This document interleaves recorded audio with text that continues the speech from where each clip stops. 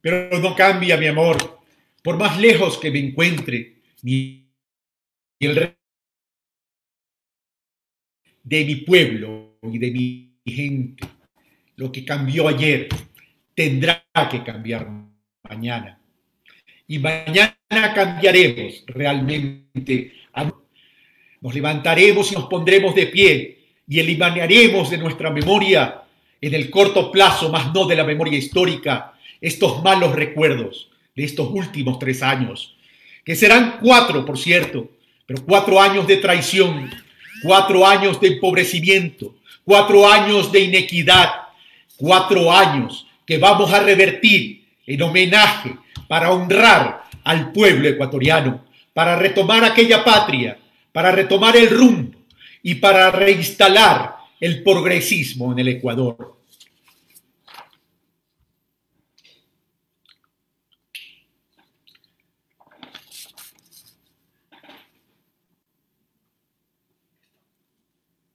La justicia es la reina de las virtudes republicanas y con ella se sostiene la igualdad y la libertad. La justicia es la reina de las virtudes republicanas y con ella se sostiene la igualdad y la libertad. Frase célebre, dicha por el gran libertador de América, Simón Bolívar. En esta semana, a propósito de la libertad y a propósito de la reina de las virtudes de la República, tengo que referirme a aquello que está pasando en el Ecuador. El día lunes, la Corte Nacional de Justicia, apresurando y poniendo el pie en el acelerador, con el fin de cumplir una agenda política, tanto en la justicia, tanto como el operador político, el contralor Celi, al cual hay que exigirle que renuncie, y si no renuncia, en algún momento que ya seamos gobierno, destituirlo por atentar contra la estabilidad democrática, han pretendido boicotear y bloquear al expresidente Rafael Correa para que participe en las elecciones de febrero del 2021, para que participe en ese espacio del proceso electoral con el fin de rescatar y restaurar el progresismo para volver a ser gobierno, pero sobre todo para volver a vivir con dignidad aquí en la República del Ecuador. Esa Corte Nacional de Justicia se ha atribuido funciones y poderes que no le corresponden, porque está tomando distancia de aquella esencia que debe tener el derecho, la presunción de inocencia, el debido proceso y la verdad es aquello que se puede comprobar. Pero el Ecuador entero, y diría que el mundo entero, se ha sorprendido con algo que ha mencionado en estos días el Procurador General del Estado, el doctor Íñigo Salvador, quien ha dicho que no se lo está juzgando ni al expresidente Correa ni al ex vicepresidente Glass por el caso que ellos han dominado mediáticamente como sobornos, porque no han podido probar eso, sino, y sorpréndanse, se han inventado ahora que Rafael Correa ha podido tener injerencia psíquica sobre aquellos funcionarios que eventualmente han cometido actos de corrupción. Esto me preguntaba en estos días un periodista y yo le contesté, esto es como que si fuera que yo en este momento influya en su psiquis para que me haga las preguntas que yo quisiera que me haga. Han caído en lo ridículo, han caído en lo más grotesco del ejercicio de la justicia. Están politizando la justicia o judicializando la política.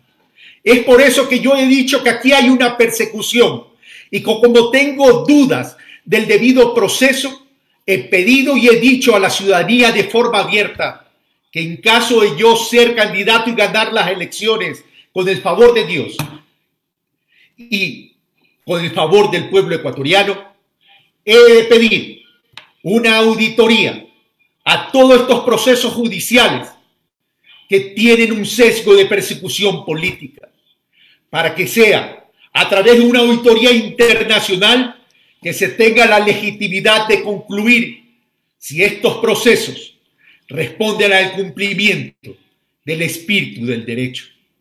El odio político es lo que nos ha llevado a esto. El odio y la persecución política ha hecho que la justicia pierda credibilidad y confianza en el pueblo ecuatoriano. No podemos creer entonces en esta función judicial y en estos operadores de la justicia. Rechazo entonces y me solidarizo con el expresidente Correa, con el expresidente Jorge Glass y sus respectivas familias, porque lo que ha existido aquí, lo que ha existido con este proceso y con lo que ha existido con esta sentencia que la han acelerado en primera y en segunda instancia y que seguramente también acelerarán el proceso de la casación, lo único que está haciendo es atentar contra el honor y la dignidad de dos líderes políticos y de sus respectivas familias. Ante eso tenemos que rebelarnos y ante eso tenemos que luchar para recuperar la patria y el país. Mi solidaridad con Rafael Correa y con Jorge Glass. Y recuerden estas palabras de Bolívar: la justicia es la reina de las virtudes republicanas y con ella se sostiene la igualdad y la libertad.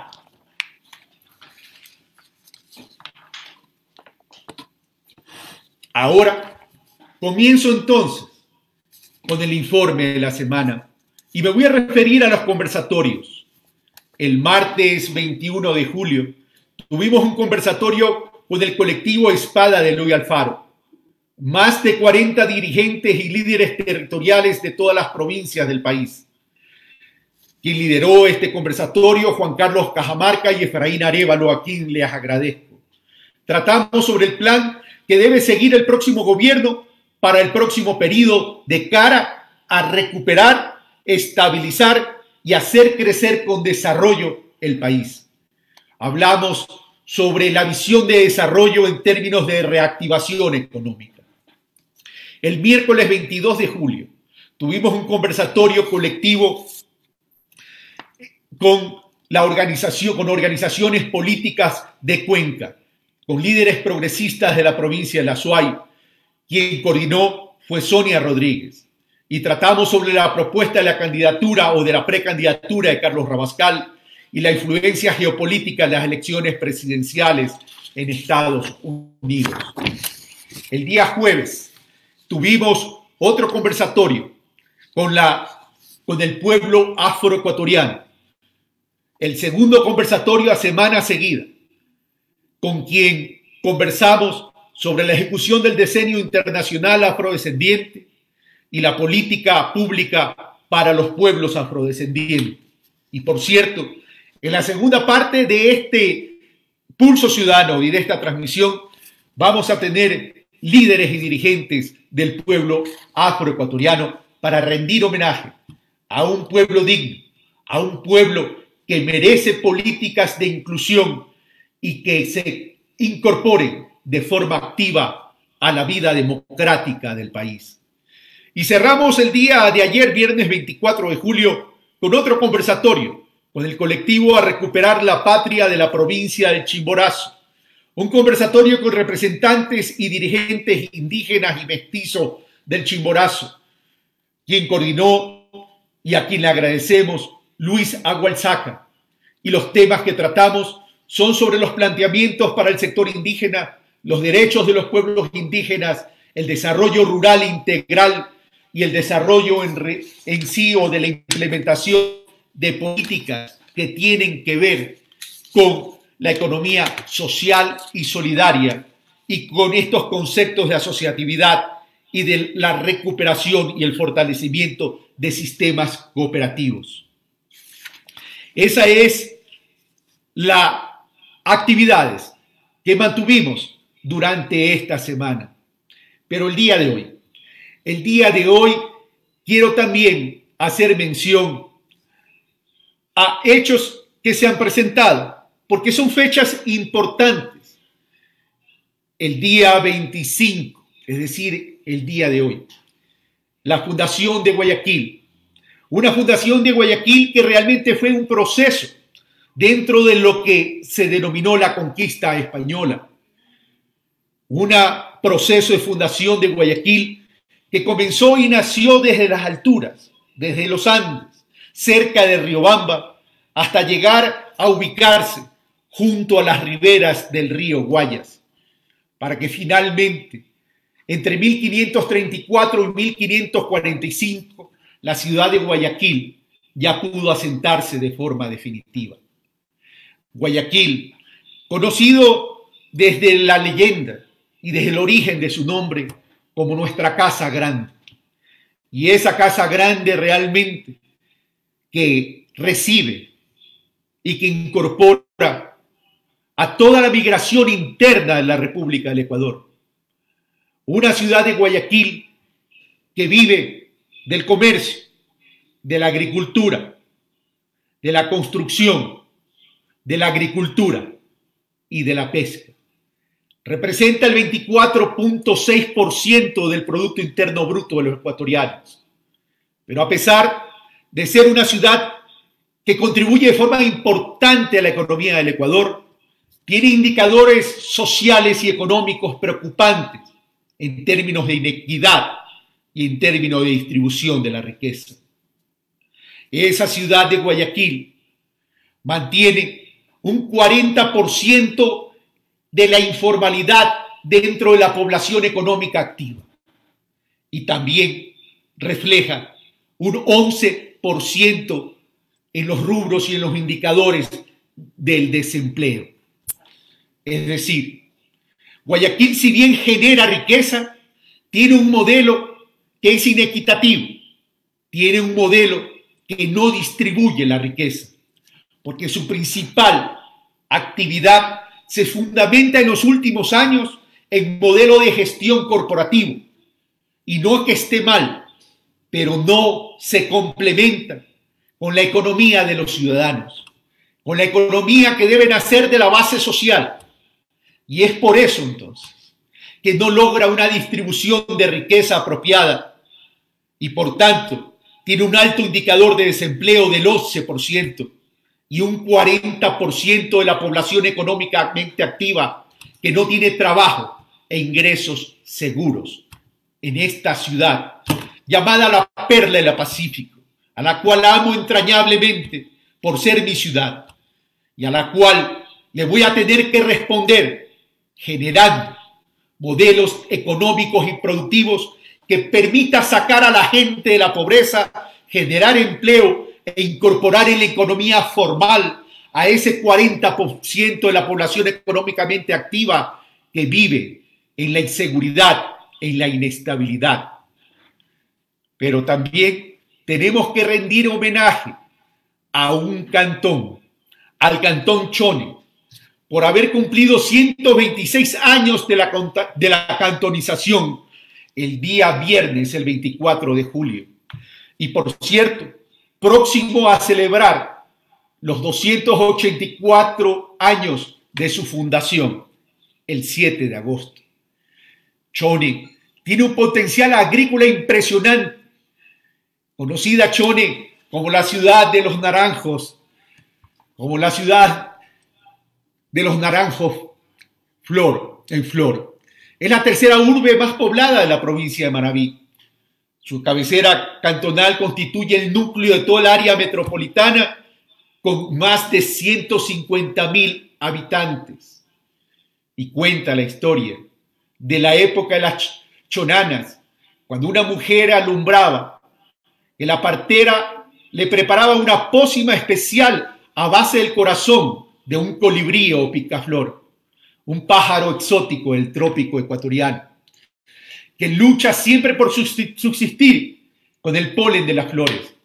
El corazón del colibrí era disecado y se lo disolvía junto al zumo de la flor de naranjo, Es decir, se coacciona la flor de naranjo en agua. Y según la tradición, cuando el bebé nacía, se le daba un poco de la pócima, ya que si era niño, heredaba la bravura de los choneros. Y si era niña, heredaba y se le transmitía la belleza de la flor de naranjo. Y el 24 de julio también celebramos el natalicio de nuestro libertador, Simón Bolívar. 237 años. Hace 237 años nació el libertador Simón Bolívar.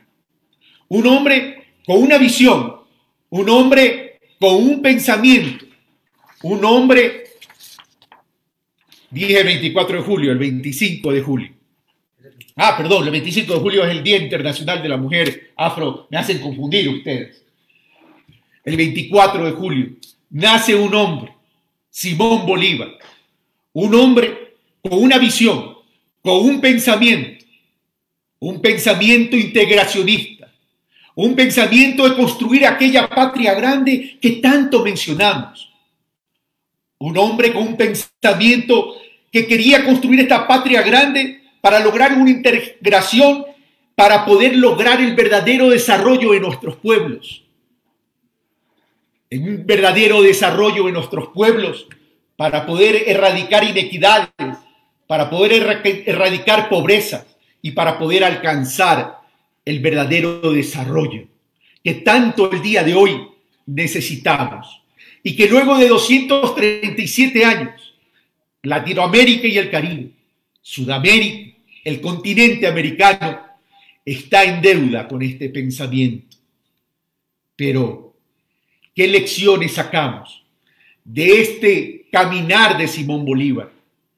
¿Qué lecciones sacamos de este sacrificio de abandonar a su familia, de abandonar sus riquezas para luchar por todo un pueblo? Y las lecciones que sacamos es que tenemos que forjar el carácter y la personalidad de esta patria grande.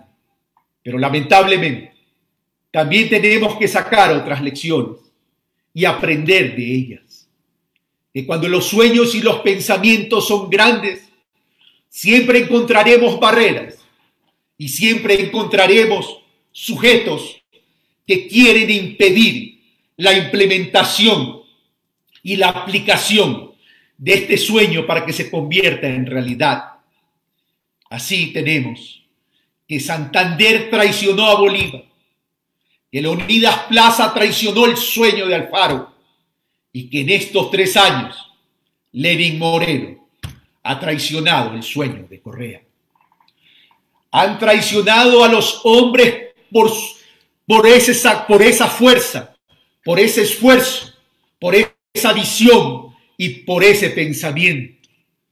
Pero sus ideas siguen vivas, sus ideas siguen presentes, sus ideas siguen aquí, su legado sigue vigente.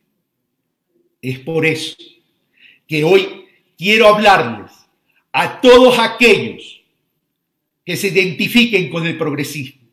Es por eso que hoy quiero hablarles a todos aquellos que dicen que hay que recuperar la patria.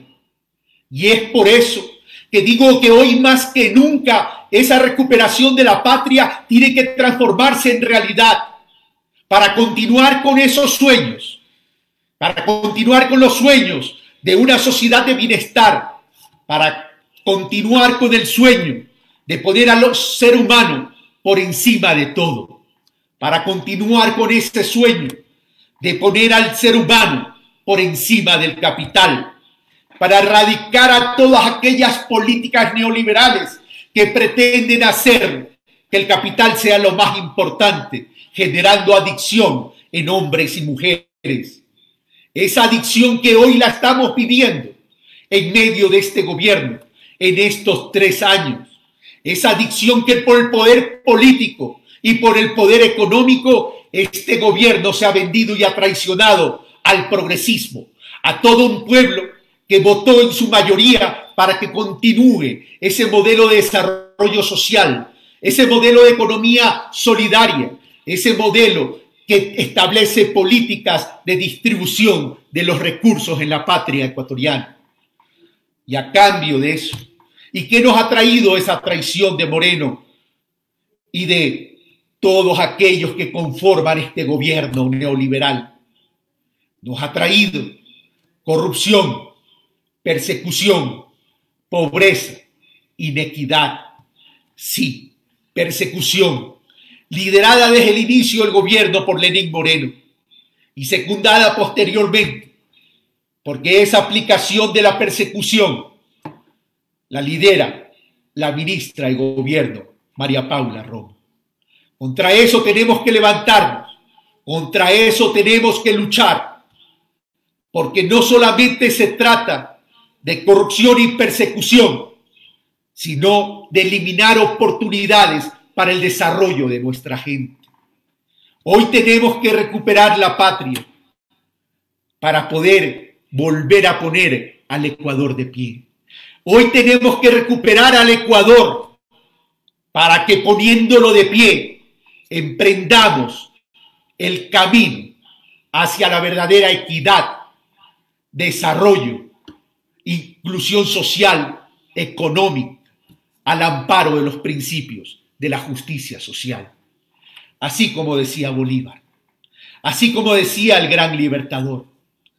Pero por cierto, en esta senda que tenemos que transitar para alcanzar este buen vivir, para alcanzar el verdadero desarrollo territorial y nacional, seguramente nos vamos a encontrar con muchas de las barreras. Pero para poderlo lograr, necesitamos no solo pensar en que tenemos que ganar la presidencia y la vicepresidencia de la República. Tenemos que tener mayoría en la Asamblea Nacional Legislativa. Y necesitamos tener mayoría en la Asamblea Nacional Legislativa, no solo para revertir todo aquello que se ha hecho y no se debió hacer en estos 3 años de gobierno, faltándole el respeto a todo un pueblo, sino para poder aplicar las reformas necesarias que el país necesita para sacarlo adelante, para la recuperación de la economía, para la recuperación de la sociedad, para la estabilización del país y para alcanzar el desarrollo con crecimiento económico. También tenemos que pensar que la unidad del progresismo es fundamental para ganar las próximas elecciones de febrero y abril del 2021, que como siempre les he dicho, no hay que mirarlo tan solo como fechas electorales, sino como la oportunidad para reivindicar y restaurar el progresismo. Les he dicho en el pasado que hay que salir de esa cultura de la resistencia para entrar a la cultura y el deseo de querer y pretender ser gobierno, para que el progresismo, cuando gane las elecciones, se convierta en el gobierno ciudadano. En ese gobierno ciudadano que incorpore a la participación ciudadana organizada y que gobierne con ellos y desde los territorios, para salir de ese hipercentralismo que tanto daño nos ha hecho. Por eso es importante que las políticas orientadas al rescate de la patria también contemplen propuestas y acciones prácticas para asegurar y garantizar el desarrollo local y territorial de las 221 ciudades y de las 24 provincias del Ecuador. Por eso es que vengo proponiendo la regionalización con autonomías. Regionalización con autonomías para recuperar la planificación desde los territorios, para que tengan autonomías en lo económico y financiero y no tengan que ir mendigando ante el Ministerio de Economía y Finanzas, que hoy, en medio de la crisis, ese Ministerio de Economía y Finanzas no le transfiere a los 221 municipios de la patria más de 1.100 millones de dólares. Y recién dice y se jacta que ha transferido 134 millones de dólares, de los cuales 83 millones de dólares es para los 221 municipios y ciudades del Ecuador. ¿Ustedes creen que con eso, con 83 millones, se alcanza para manejar la crisis actual? No podemos seguir viviendo de esa manera. Hoy me quiero solidarizar con los 221 alcaldes y 24 prefectos del país, porque eso casualmente tenemos que cambiar para poder lograr una verdadera equidad territorial. Pero yo les decía, necesitamos recuperar la patria para poder restaurar, a partir del modelo progresista de desarrollo social, un país que vaya y se oriente a la construcción de la equidad y del desarrollo social. Y les decía que tenemos que tener mayoría en la Asamblea Nacional. Pero también quiero decirles el día de hoy que no podemos descartar la posibilidad de una constituyente en caso que no encontremos las condiciones viables para poder recuperar la patria de forma efectiva. Porque la recuperación de la patria no solo está en ganar las elecciones, sino en el poder gobernar, aplicando todas las políticas necesarias para poder alcanzar esa sociedad de bienestar. Hacia allá tenemos que ir, a salvar la patria, porque salvar la patria es nuestra obligación, porque salvar la patria es nuestra responsabilidad, porque eliminar la persecución, la injusticia es nuestro deber, porque restaurar la dignidad a Correa y a Glass es nuestro acto de solidaridad, más cuando se ha roto y se ha violentado todo el Estado de Derecho. Juntos lo lograremos, por ustedes, por todos, por un pueblo digno, por un pueblo que se debe poner de pie, por un pueblo que tenemos que incluirlo dentro de los procesos de gobernabilidad, por un pueblo de hombres y mujeres que comienzan de nuevo a palpitar en sus corazones el deseo y el fervor de un Ecuador digno, de un Ecuador libre. Y por eso siempre les digo que la libertad es como la vida, tan solo la merecen aquellos que saben conquistarlas todos los días. Está en nosotros, solo en nosotros, hacer que nuestro sueño de recuperación se haga realidad. ¡Viva la patria! Hasta la victoria siempre.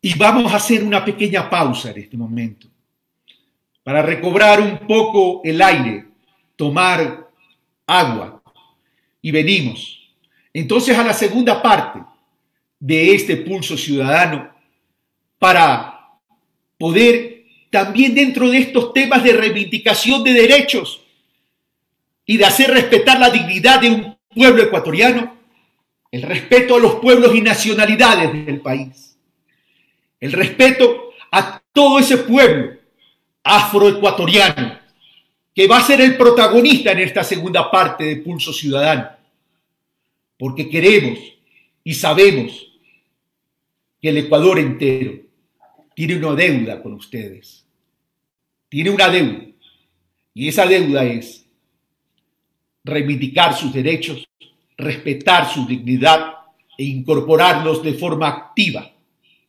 a la vida democrática del país. Vamos entonces, luego de la pausa, con ustedes.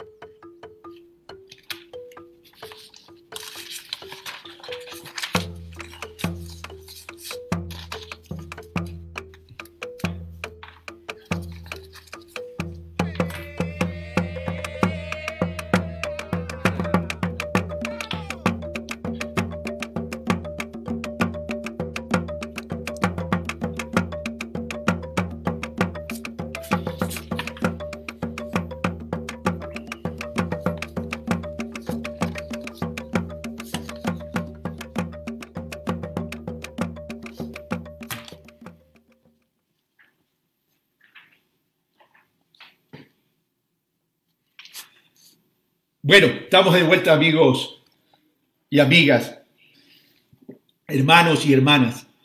Le había anunciado desde la semana pasada que esta segunda parte del espacio de Pulso Ciudadano queremos seguir escuchando a nuestra gente, a nuestro pueblo, porque los problemas y las necesidades que surgen a partir de la ausencia de Estado, a partir de este olvido que han tenido el Estado ecuatoriano con los distintos actores de la vida democrática, pretendemos solucionarlos a partir de la construcción conjunta.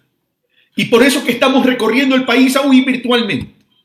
Pero queremos visibilizar a todos nuestros pueblos, a toda nuestra gente, para que esa construcción conjunta permita entonces buscar esa hoja de ruta y esas soluciones. Le doy la bienvenida a mi hermano Juan Nazareno, coordinador del colectivo Construyendo Ubuntu, a quien primero quiero agradecer por toda la coordinación para la realización de dos encuentros que ya tuvimos, tanto esta semana y la semana anterior, con más de 50 líderes y dirigentes del pueblo afroecuatoriano, para poder casualmente escucharlos, intercambiar criterios y establecer esta hoja de ruta. Quiero comprometerme con el pueblo afroecuatoriano, hoy con ellos que estamos transmitiendo, pero me comprometo con todo el pueblo para escucharlos y para hacer esa construcción conjunta. Juan Nazareno, bienvenido, muy buenas tardes y muchas gracias, mi hermano, por darme la oportunidad de escucharlos. Bienvenido. Gracias, Carlos.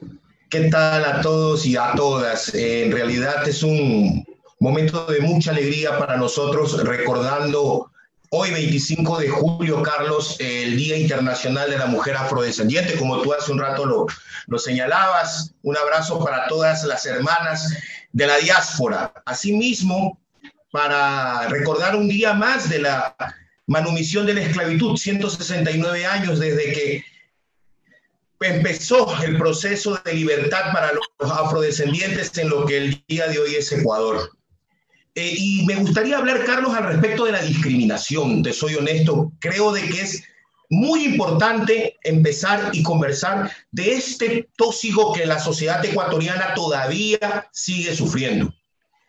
Nosotros cuando hablamos de discriminación pensamos en lo que le sucedió al hermano George Floyd en los Estados Unidos recientemente, o en casos como el de Michael Arcel, es decir, en actos que riñen contra lo que tipifica la legislación ecuatoriana en sus artículos 176 y 177, los delitos de discriminación o de odio. O sea, el ecuatoriano cree que si no hay un agravio, un insulto, un maltrato, ahí no hay discriminación. Por eso el colectivo Construyendo Ubuntu parte de esta unión por la esperanza, Carlos, quiere plantearle al país el día de hoy que hay formas más sutiles, pero más peligrosas de discriminación, mucho más nocivas, que son la discriminación directa e indirecta del gobierno ecuatoriano contra el pueblo afroecuatoriano y sus ciudadanos, y que pensamos, Carlos, que en el próximo gobierno de la esperanza deben ser superadas.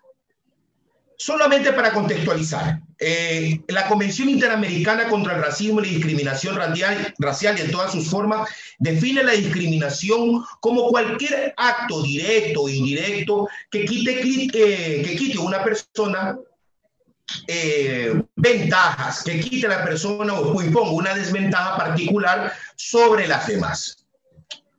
¿Cómo no podemos entender nosotros al sistema de justicia como racista?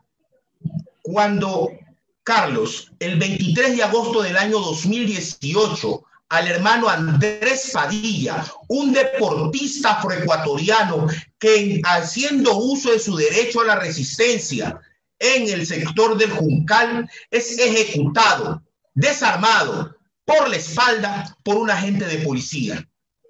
Hasta ahí nosotros podríamos entender que es un delito común, pero no.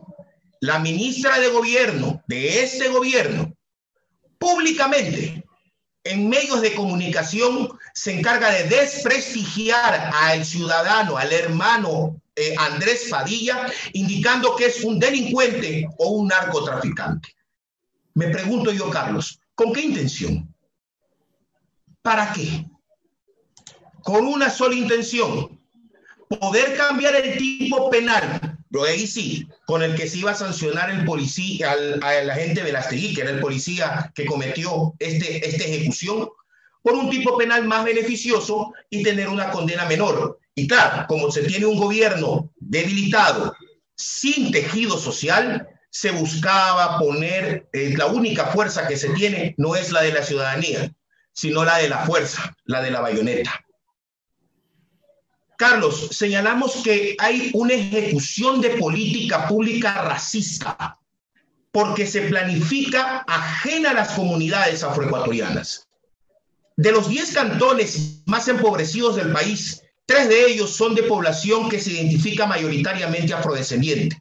Me refiero a Muisne, uno de los epicentros del terremoto del año 2016, Río Verde y Eloy Alfaro.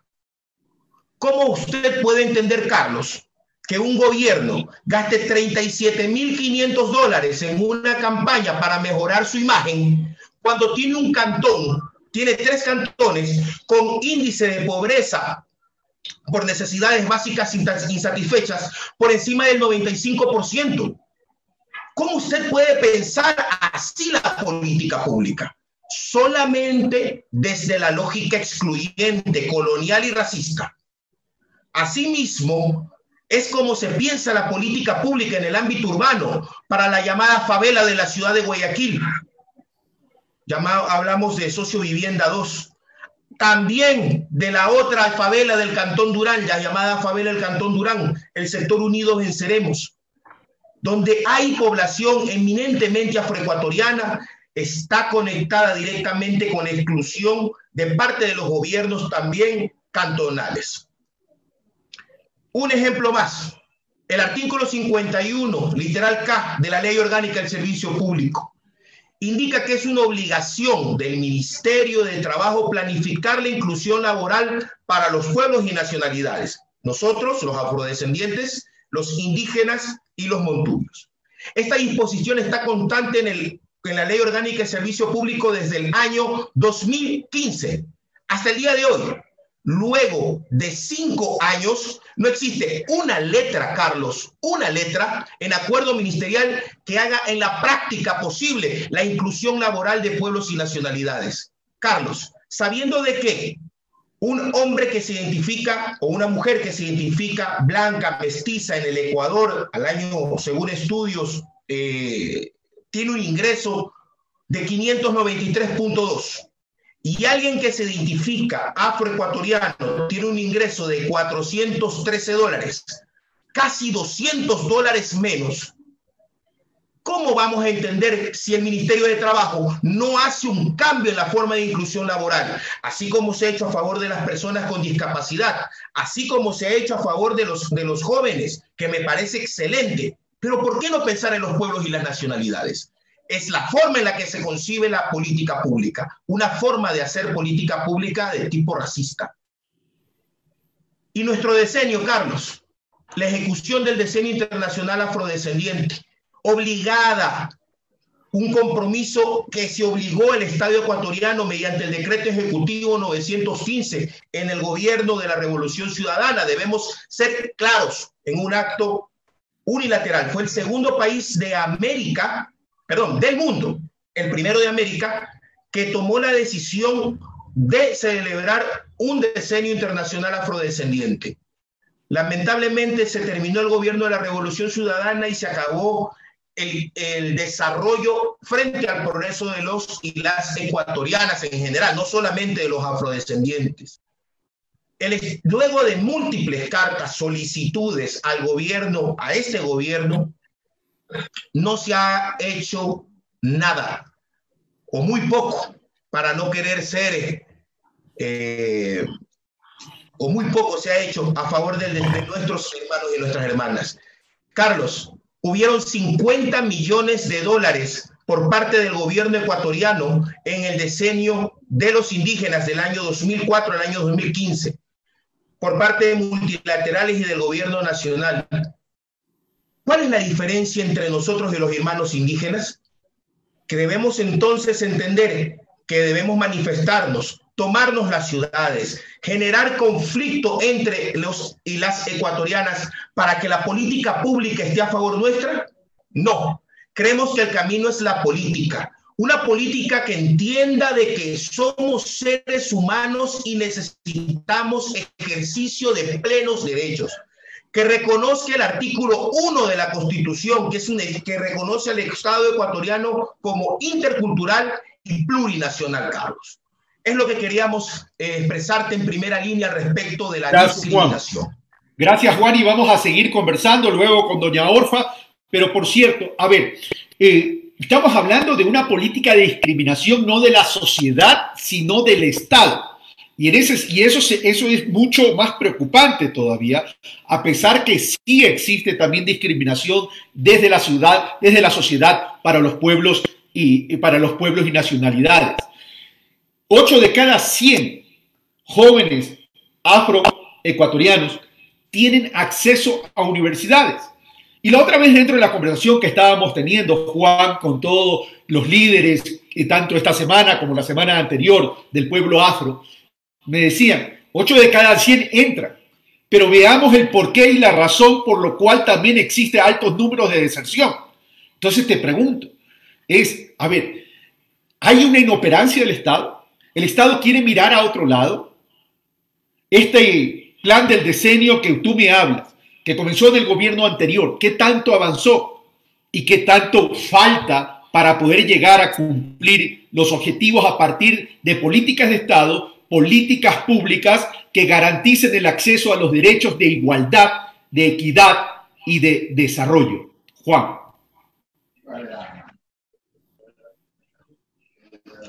Carlos, es muy preocupante el tema de las universidades que tú acabas de mencionar. En efecto, hay un problema de fondo en la matriz del ingreso a la educación superior, y eso tiene que ver con el ingreso de los ciudadanos. ¿Por qué? Me refiero al ingreso económico y la salida de la pobreza, porque sin tecnificación en nuestro trabajo es más complicado, va a ser más difícil poder tener un mayor ingreso económico. Eso por una parte. Luego deberíamos analizar también lo que indica el artículo 91 de la Ley Orgánica de Educación Superior al respecto del sistema de becas e ingresos privilegiados a los estudiantes universitarios. Con una universidad como la de Guayaquil intervenida por una perspectiva netamente empresarial, es muy complicado que se puedan entender realidades como la de los pueblos y nacionalidades. Al respecto del decenio, debo decirte con mucha pena que lo que se ha avanzado es simplemente a lo formal haber presentado un programa por parte de los Consejos Nacionales de la Igualdad, donde tenemos un solo voto, los pueblos y nacionalidades afroecuatorianos, un solo voto por la forma en la que se ha construido ese espacio. Sin embargo, la política pública del pueblo afroecuatoriano queda totalmente soslayada ante la mayoría de los pueblos y nacionalidades ancestrales.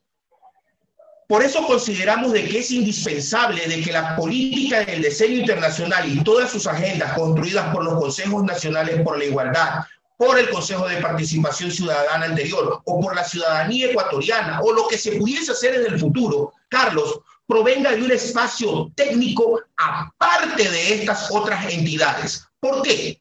Porque solamente la cosmovisión y la realidad afroecuatoriana puede ser entendida en primera instancia por nosotros los afrodescendientes. Posteriormente, sí, tener una perspectiva más amplia de lo que es el país, sin lugar a dudas. Pero si te pregunto, Carlos, si ya salimos de la pobreza, los ciudadanos del Cantón Muiste, los ciudadanos de Guayaquil, los ciudadanos de Machala, sean o no afrodescendientes, ¿no es el Ecuador entero el que se está beneficiando? ¿Cómo podemos entonces entender, Carlos, un Ecuador con menos pobreza si la política pública no ha sido aterrizada realmente frente a los ciudadanos y ciudadanas con más necesidades? En este caso hablamos de afroecuatorianos, pero también pudiéramos hablar de los otros pueblos y nacionalidades o pudiéramos hablar de otro de los ámbitos intergeneracionales, etcétera. Ahora, mi querido Juan, primero, mi solidaridad con la familia de Andrés Padilla y con el propio Andrés, aunque evidentemente ha sido ejecutado. Pero ¿en qué quedó la investigación? Porque el problema es que la ministra de Gobierno cree que ella no solo es ministra de Gobierno, no solo es ministra de la política, no solo es ministra de la policía, sino que ahora resulta que es juez y sentencia. Y hablamos de un gobierno que... Perdón, Juan. Dale. Te escucho, Carlos, te escucho. Te decía que no solo es ministra de la política, no solo es ministra de la policía, sino que además sentencia. Y sentencia arriesgándose a atentar contra la dignidad y el honor de un joven, de una familia, por el simple pecado de querer cumplir con un derecho que tiene, que es el derecho a la resistencia. Cuéntanos sobre esto. ¿Cómo va la investigación? Y si la ciudadanía incluso se ha puesto de pie y ha exigido los resultados sobre esta investigación. Por supuesto. Todavía no hay sentencia ejecutoriada en ese caso. La última acción judicial tuvo que ver con el cambio de una audiencia para el cambio de la formulación de cargos de tipo penal con el que se tenía en contra del agente de policía. Todavía no hay sentencia ejecutoriada. Existe una gran presión, sobre todo por hermanos más próximos al lugar de procesamiento, en este caso de la provincia de Imbabura. Hasta el momento, Carlos, lo que existió o lo que ha existido por parte del Estado ecuatoriano es intromisión directa. En un acto castrense, el presidente de la República indicó de manera frontal de que iba a apoyar a la defensa técnica del agente de policía que ejecutó al hermano Padilla. Yo me pregunto, Carlos, si este es un gobierno que se jacta de decir de que no interfiere en las otras funciones del Estado, ¿cómo podemos entender un acto tan descarado y desproporcional en contra de la independencia de la función judicial?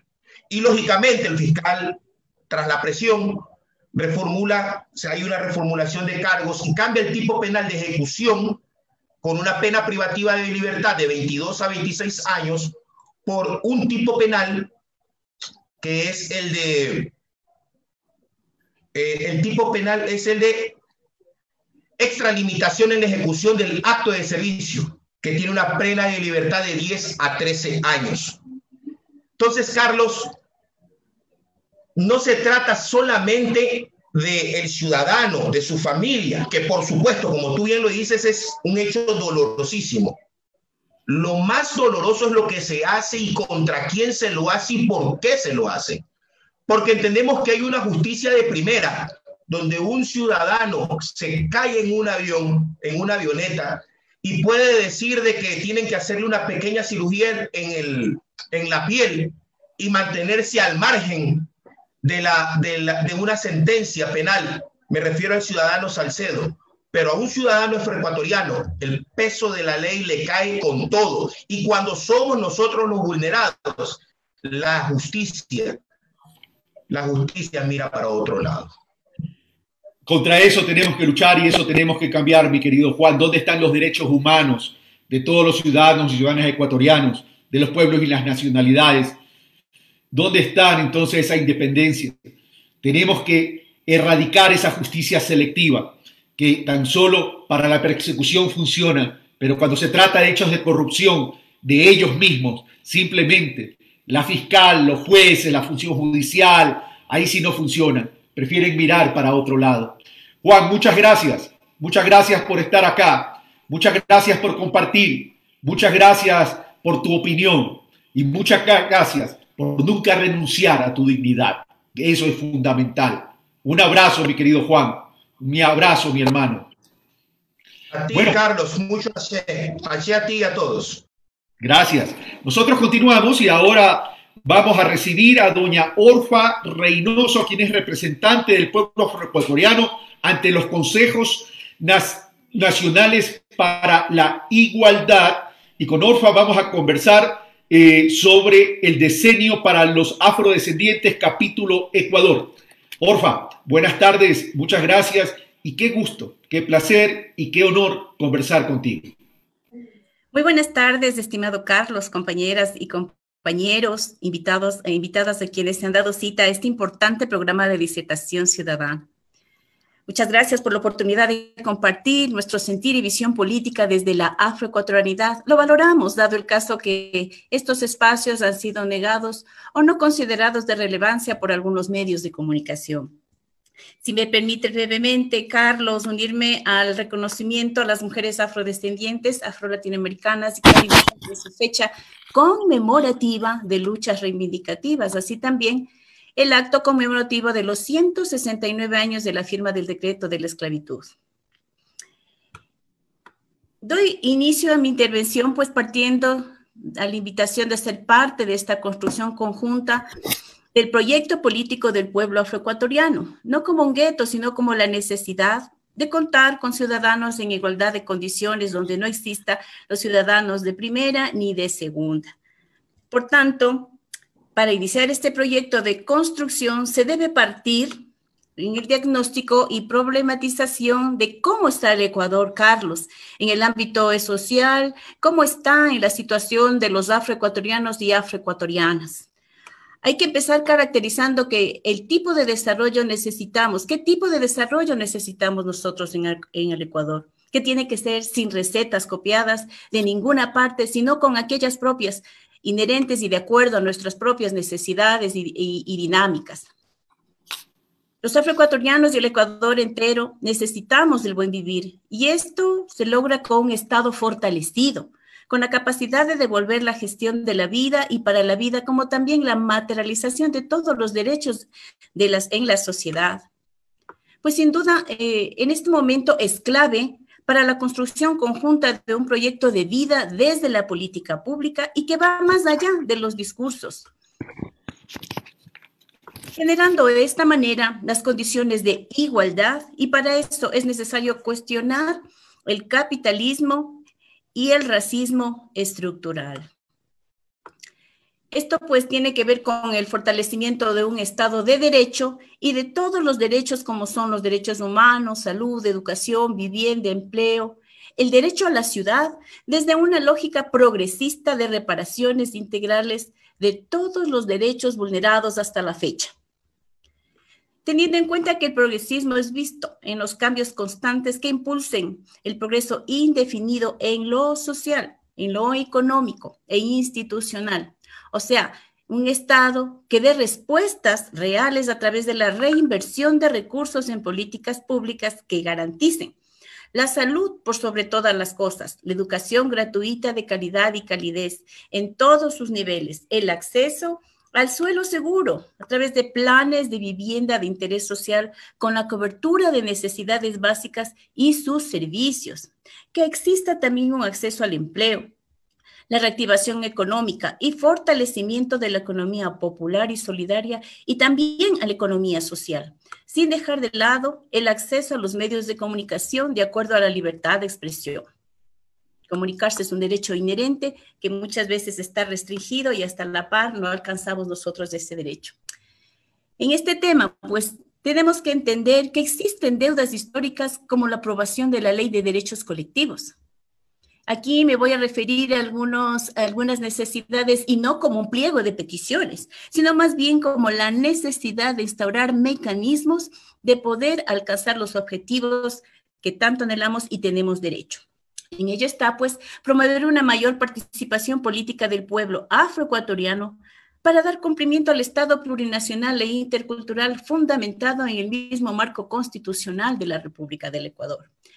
En el marco de educación, incorporar la etnoeducación en la malla curricular del país previo a la reforma de la LOI para que este espacio no se sume a la cantidad de restricciones que tenemos. En ello también está apoyar en la reconstrucción del Estado plurinacional. En tanto necesitamos un Estado más humano, pluriétnico, multicultural y sobre todo participativo e incluyente que nos permita la resignificación de la vida, que no es más que el cumplimiento de la agenda política de las y los pueblos y nacionalidades, que incluye el capítulo Diseño Afrodescendiente, capítulo Ecuador. Este, pues, es un documento que contiene políticas necesarias para el desarrollo, justicia y reconocimiento de las deudas históricas, por lo cual no insistimos en dádivas, sino en las reparaciones que contribuyan al buen vivir, exenta de la discriminación estructural y racismo, teniendo en cuenta al ser humano por sobre todo el capital. En eso somos coincidentes con tus criterios. Cuando nosotros pensamos en el 2021, también pensamos que es necesario llegar al poder, no por el poder, sino por el servicio y construcción del poder social, en la reincorporación de aquellos excluidos, dispuestos a unificar los esfuerzos para recuperar el crecimiento económico, reivindicar e ir de la mano del progresismo. Necesitamos también la redistribución de la riqueza del país orientado a la equidad y desarrollo social. Y, ¿por qué no?, acceder a los espacios de poder y decisión, desterrando de esta forma el ventriloquismo de nuestras necesidades en restitución de derechos a la libertad, en uso de la democratización del ejercicio de poder. Por tanto, como tú me decías, el diseño internacional de los afrodescendientes, capítulo Ecuador, se ha quedado rezagado con 5 años en contra, donde a pesar de contar con un decreto ejecutivo, como fue el 915, firmado el 16 de febrero del 2016, no ha logrado tener la incidencia ni la voluntad política del Ejecutivo para que se cumpla mínimamente este diseño tan esperado. Porfa, ¿y qué les ha dicho el gobierno? ¿Qué les ha dicho el gobierno por no avanzar? Si el decreto ejecutivo se firma en el 2016, estamos ya 2020, han pasado prácticamente 4 años y debe haber algún tipo de respuesta que debieron haberles dado. La verdad, ninguna respuesta, Carlos. Ninguna respuesta, al contrario. Nosotros, un año después, apenas se sentó en la presidencia el presidente Moreno, fomentamos un diálogo específico con él cuando hubo todo el barullo de la necesidad de dialogar con la sociedad civil, cuando querían juntarnos como pueblos y nacionalidades sin respetar las especificidades. Nosotros logramos hacer un diálogo que sea respectivo, que sea correspondiente, porque por mucho que seamos minorías, no todos tenemos la misma visión ni la misma historia.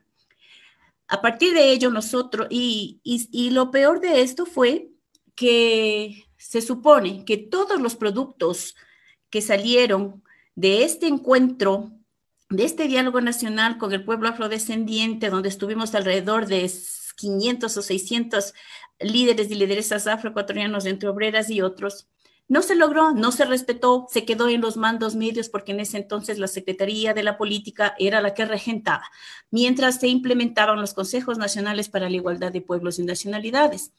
Acto seguido, exactamente el 15 de agosto del 2017, nosotros conversamos con el señor Moreno, le expusimos el criterio, le expusimos la necesidad, pero lo único que dijo fue, bueno, implementen el reconocimiento, la justicia y el desarrollo, pero no dijo absolutamente nada más.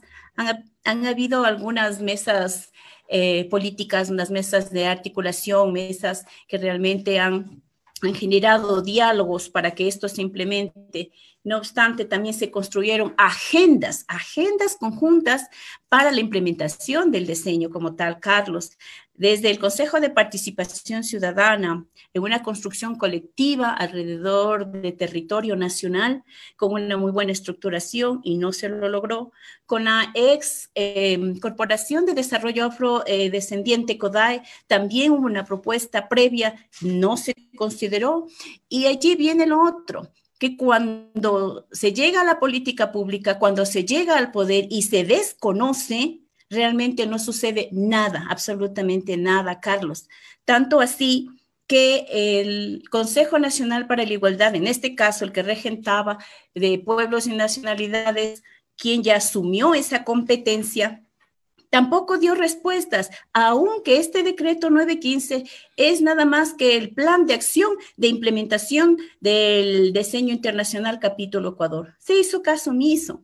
Entonces nosotros ante eso han sido varias las acciones, las planificaciones, las propuestas, porque jamás hemos llegado nosotros como un problema, sino más bien como parte de la solución sin respuesta alguna, Carlos.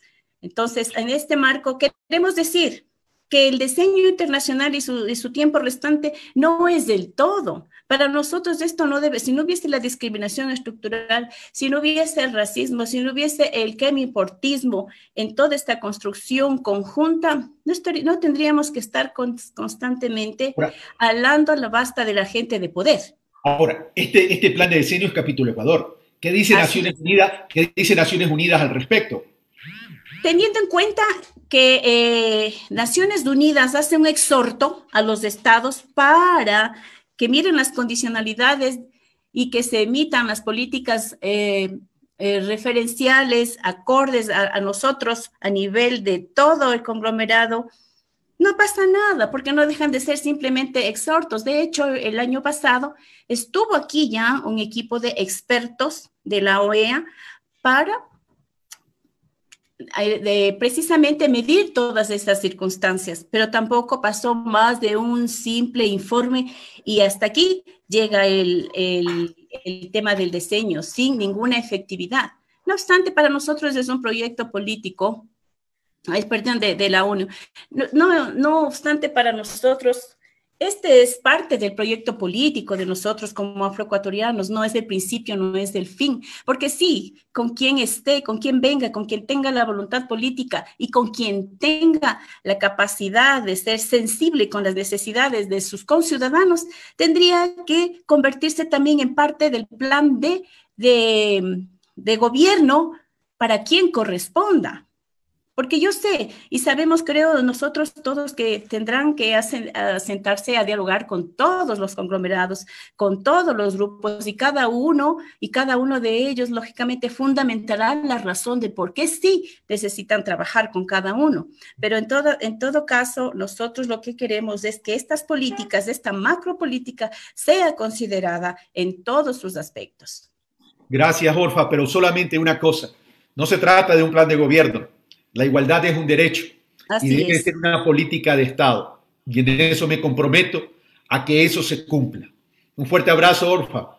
Muchas gracias. A ti, que estés bien. Gracias. Bueno, y nosotros continuamos con Juan Montaño. Juan Montaño Escobar fue un ex constituyente y desde la constituyente seguramente impulsó y trabajó y luchó por esa igualdad y esas políticas de equidad del pueblo afroecuatoriano.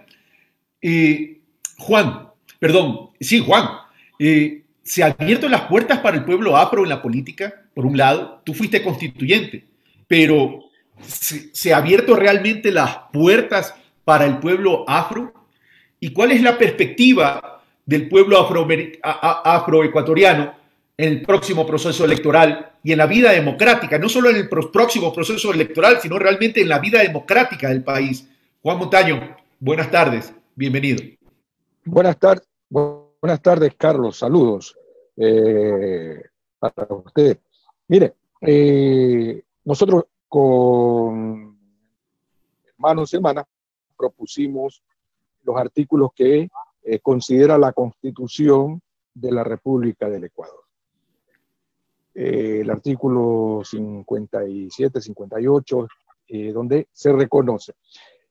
Pero hay una reflexión que hay que hacer. ¿Por qué una constitución de un Estado debe reconocer específicamente a un pueblo? Mire, ¿por qué debe hacerlo? Hoy día recordamos el decreto de manumisión de las personas negras esclavizadas, 25 de julio de 1851. Fue manumisión, es decir, que el Estado ecuatoriano dispuso de cierta cantidad de dinero para comprar la libertad de miles y miles de nuestros ancestros. Luego hemos avanzado hemos venido y llegamos, por homenaje al tiempo, al decenio de la afrodescendencia, Carlos, y esto es muy importante. Si usted fuera, si usted es el candidato, y ojalá quiera que ocurra eso, si es el candidato a la presidencia de la República y después de serlo sea el presidente de la República del Ecuador, yo creo que el decenio de los afrodescendientes, capítulo Ecuador, debe ser elevado a política pública. Es una forma también de luchar contra el racismo. El racismo no es que a Montaño le digan negro de miércoles, de jueves o de viernes o algunas cosas. Esas son expresiones.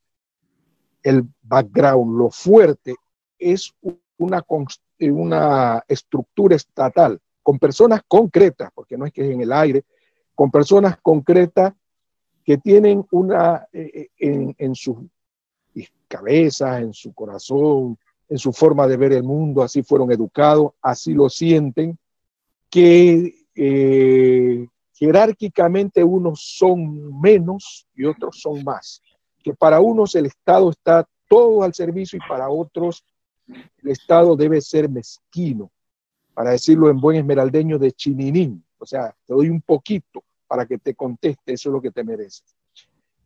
Ese Estado es el nuestro, es un Estado racista. Por supuesto que hay racismo en la sociedad, se han hecho mediciones, eso. Pero si es estructural, si hay una constitución que intenta decirnos, miren, yo lo reconozco, pero ¿qué hago? Pues haz políticas públicas. Transforma el decenio que dice que hay reconocimiento, justicia y desarrollo, pues reconoce en la práctica los problemas sociales y económicos que tiene ese pueblo. Además, nosotros somos más o menos el 10% de la población ecuatoriana. Hay un importante capital electoral, y hablando claramente, un importante capital electoral. Siempre yo reflexiono sobre esto. Nuestras comunidades negras, Carlos, generalmente, en su mayoría, no podría decir si el 80, 90%, nos hemos inclinado, digo nos hemos porque yo también soy parte de ello, nos hemos inclinado por los sectores progresistas y de izquierda. Sí, a lo mejor hay por allí también grupos. En el bosque del Señor también crece. Entonces, si esas comunidades mayoritariamente tienden al progreso, no tanto como un Estado que se le vuelva dadivoso, misericordioso, sino que le cree oportunidades de políticas públicas para desarrollarse, pues ahí está, está su discurso para ese 10% de la población ecuatoriana, para ese electorado. Reconocimiento, justicia y desarrollo, justicia social. También de la otra, en el caso específico que se hablaba con el hermano Juan Nazareno, de Andrés Padilla, y justicia para todos los hermanos y hermanas, justicia para Gaby Moreno, la hermana que fue asesinada. Ha habido algunos asesinatos que nunca se esclarecieron, el Estado no le importa. Las vidas negras parecería ser que también aquí importan poco. También deberíamos asumir aquella frase de las hermanas afroamericanas, Black Lives Matter. Las vidas negras también deben importarle al Estado ecuatoriano.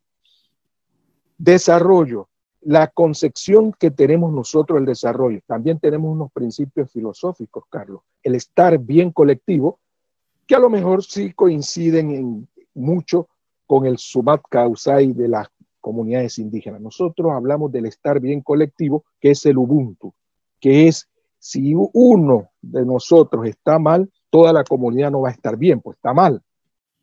Entonces, si todos estamos bien, el estar bien colectivo se siente. Entonces, reconocimiento, justicia y desarrollo traducido en políticas públicas es lo que debe, con todo el respeto, le sugiero, traslade eso a su campaña político-electoral. No hace falta hacerle un chorro de promesas. Dígales a nuestra gente que eso se va a transformar en política pública, que será ejecutado no desde un organismo por allá, desde la misma presidencia de la República, que se creará el organismo. En la agenda que construyó el Consejo de Participación Ciudadana, que presidía la hermana Raquel González, estaba una Secretaría Técnica del Decenio. Usted póngale el nombre que quiera, pero que ejecute esas políticas, que se proponga, que se verifiquen cumplimientos, que se pongan etapas de cumplimiento. No hace falta usted ir a la asamblea, que le den una ley y esto, que le entorpezca. Usted tendrá solamente muchos trabajos que hacer y el tiempo corre. No va a quedar precisamente en buen estado esta cosa que le va a tocar rearmar. Entonces, no, usted ya no necesita estar corriendo que hay que aprueben. No, no. El artículo 425 de la Constitución de la República, la supremacía de la Constitución sobre otras leyes. Cada vez que el Estado asume un compromiso que amplía derechos humanos de parte de sus componentes poblacionales, eso pasa inmediatamente a ser ley nuestra de la República del Ecuador. Por lo tanto, Carlos, no hace falta, bueno, si hay algo que regular, se hará, pero no hace falta ir otra vez a la asamblea a buscar, no. Es mandato constitucional. El decenio de la afrodescendencia, capítulo Ecuador, amplía derechos humanos a los afroecuatorianos, a ese 10% de la población. Por lo tanto, Carlos, yo creo que usted ahí tiene para elaborar sus propuestas hacia nosotros, y decía algo el hermano Juan Nazareno que hay que ponerle mucha atención. Si vamos avanzando en ir resolviendo los temas de la pobreza de nuestro pueblo, de nuestras comunidades, seguramente también eso beneficia a la totalidad de la población ecuatoriana, porque si lo hacemos dentro del conjunto del estar bien colectivo, si hay un menos, seguramente habrá más gente que estará bien, que estaremos menos problemas sociales, que habrá más facilidades. Y cierro con esto. Sí, perdón, sí, Juan, sí. Usted lo conoce seguramente. Que decía Malcolm X, o eres ciudadano o eres esclavo.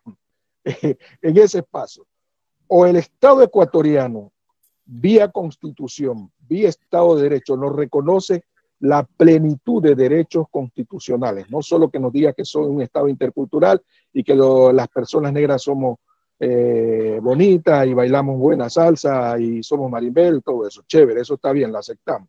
Si no nos reconocen nuestros derechos, entonces todavía nos debe la abolición de la esclavización. Eso es, Carlos, en otras palabras. Mi querido Juan, se lo dije a Orfa, se lo he dicho a Juan, y te lo digo a ti. Como se los dije en las dos reuniones anteriores, yo planteé una construcción conjunta y voy a hacer una construcción conjunta. Por tanto, va a ser política de Estado y me voy a encargar que este decenio del plan de la igualdad, de la equidad, de la inclusión al amparo de la justicia social del pueblo afrodescendiente se constituya en una política de Estado. Y desde ya me comprometo públicamente que en caso de ser el candidato oficial del progresismo y en caso de ganar las elecciones y convertirme en presidente de la República, desde Carondelet y desde la presidencia de la República, ustedes serán parte de mi equipo de trabajo y con ustedes nos encargaremos de que esto se haga y se constituya en realidad. Porque la igualdad, la equidad, la inclusión y la justicia social para el pueblo afrodescendiente debe ser parte de la vida democrática de la República del Ecuador y no debe constituirse en una utopía que, si bien es anticiparse al futuro, quiero desde ya que sea un presente, porque quiero rendirles homenaje y cumplirles esa deuda histórica que tiene el pueblo afrodescendiente. Lo digo públicamente, que juntos vamos a caminar y ustedes estarán conmigo y yo con ustedes. Les agradezco por haber participado en este pulso ciudadano y por haber enseñado al pueblo ecuatoriano la realidad de un pueblo que es digno, que es valiente, que tiene coraje y que no necesita tomarse las calles ni quemar llantas para reclamar lo que por derecho les corresponde. Lo hacen con inteligencia, lo hacen con todo el derecho que les asiste la Constitución de la República y el ser seres humanos. los abrazo y tengan la certeza que pronto, cuando se pueda uno movilizar, estaré junto con ustedes para hacer esto realidad. Un fuerte abrazo. Bueno, nosotros ya estamos terminando, pero Juan Montaño citó una frase de Malcolm X: o eres ciudadano o eres esclavo. Y quiero que esto retumbe en la mente y en la conciencia de todos los ecuatorianos y ecuatorianas. O somos ciudadanos o somos esclavos. Y es que este modelo neoliberal del capital financiero especulativo nos está llevando a dejar de ser ciudadanos para convertirnos en esclavos. Porque cuando 4 millones de ecuatorianos viven con $2 diarios, cuando 6 de cada 10 ecuatorianos no tienen trabajo e ingresos seguros, cuando la inequidad territorial y la inequidad de los pueblos y nacionalidades es una realidad, entonces el Estado ecuatoriano, cuidado, está construyendo una sociedad de esclavos financieros, de esclavos en todos los sentidos de la palabra. Y es lo que tenemos que cambiar. Llegó el momento, el tiempo se está cortando y llegó el momento entonces que todo el pueblo ecuatoriano se ponga de pie para reivindicar la dignidad, para reivindicar el honor, para reivindicar la justicia social.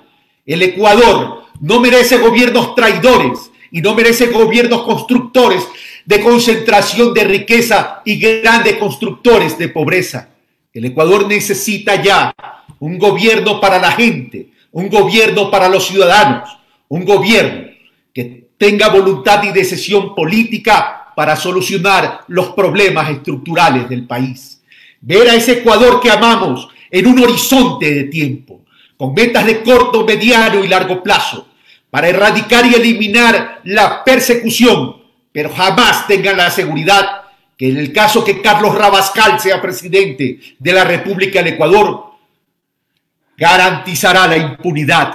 Todo lo contrario, auditaremos y velaremos por todo aquello que se ha hecho mal para hacerlo sancionar a partir de los debidos procesos en la función judicial. Eliminaremos la persecución y recobraremos y recuperaremos el honor y la dignidad de un pueblo. Recuerden, amigos, tenemos que todos caminar, porque esto no es un proyecto de unas cuantas personas. Este es el sueño de todo un país, así como lo dijo el libertador Bolívar. Tenemos que caminar por el sendero para alcanzar la libertad republicana, no solo del Ecuador, sino de la región entera. Les envío un abrazo. Nos vemos el próximo sábado. Hasta pronto.